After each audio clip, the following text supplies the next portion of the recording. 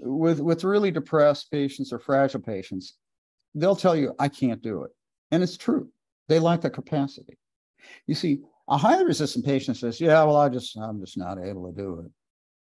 I just feel really helpless. That person could do it. He's just withholding from you. But when you have someone who's really more ill, who's in repression or fragility, actually, they can't do it. It's a fact. So if they say, I can't do it, you say, well, sure, that's why you're here. Is that a capacity you'd like to develop? So you use their problem to turn it into a therapeutic goal. So just right here, she came up with all of that. And I said, yeah, and is that the pattern that you would like us to overcome here in therapy? Patient, I'm depressed. So shall we look underneath the depression and see if we can find the rest of you? So these are ways that you turn problems into therapeutic goals.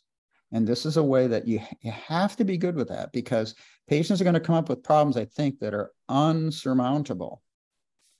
Sure, well, I can appreciate how it feels that way right now. And that's the way we feel when we're depressed. On my website, icdinstitute.com, on the landing page, there's 5 skill building exercises that are designed just to do this. And they're at the right price. They're free, right? They're free.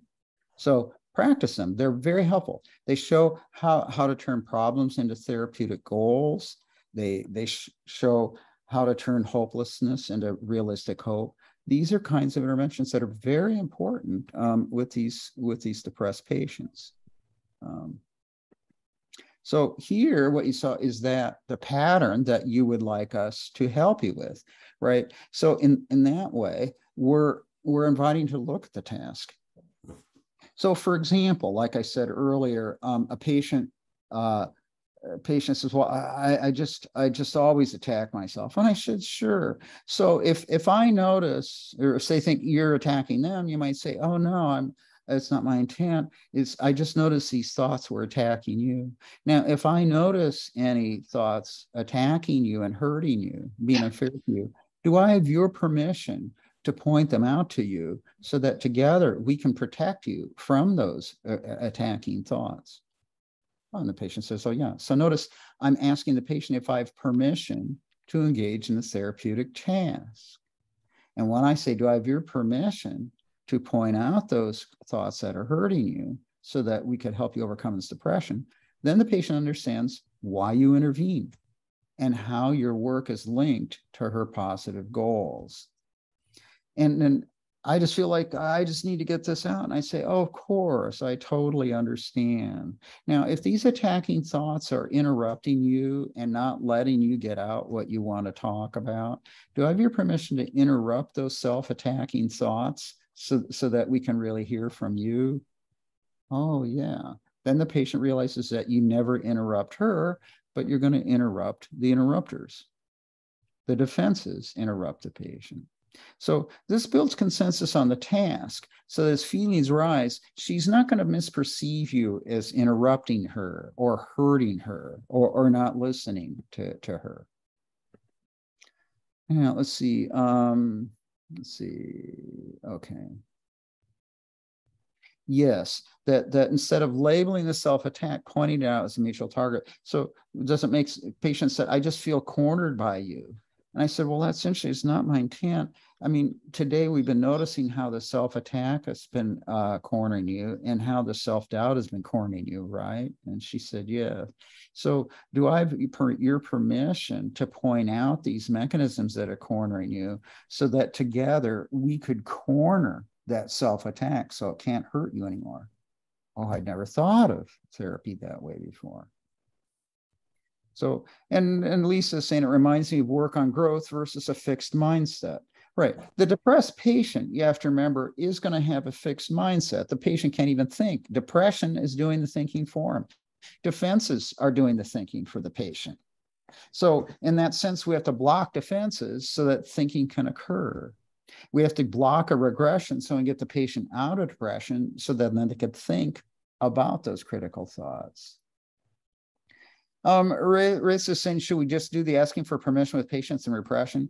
Actually, I do it with everybody. I'll tell you where it might surprise you, Rate. So I do with highly resistant patients, because I'll just notice how these walls are coming up, and then pretty soon I'll say to the patient, now, I'll say to the patient, now I realize you're not doing this on purpose, but if I notice any relational behaviors here happening here that could be damaging your marriage, do I have your permission to point out those relational behaviors so you could be in charge of your marriage instead of those relational behaviors being in charge? And then the patient says, oh, well, that makes sense, because then I'm pointing out what I'm doing and how it's linked to his goal, right? That he doesn't want to have a divorce. Or a patient says, a patient, highly depressed patient, feels lonely. I say, so as so do I have your permission to point, after I pointed out how she goes up in her head or withdraws or becomes passive, I say, so do I have your permission to point out these relational behaviors? Yeah, because these relational behaviors, of course, are ways that then you could hide, and then you're going to feel lonely because no one really gets to meet you. So do I have your permission to point out these relational behaviors so that they are not making you lonely in your relationships anymore? And then the patient says, oh, yeah. And then they realize, oh, you're not commenting on me. You're commenting on my relational behaviors. Now that highly resistant patient is not going to feel criticized or attacked when you say he goes up in his head. He's not going to feel criticized when you mention this wall of words, because he'll realize you're not criticizing me. You're describing a relational behavior that's making me lonely or sabotaging my memory, or my marriage, rather. Yeah. Okay, so let's come back to the video.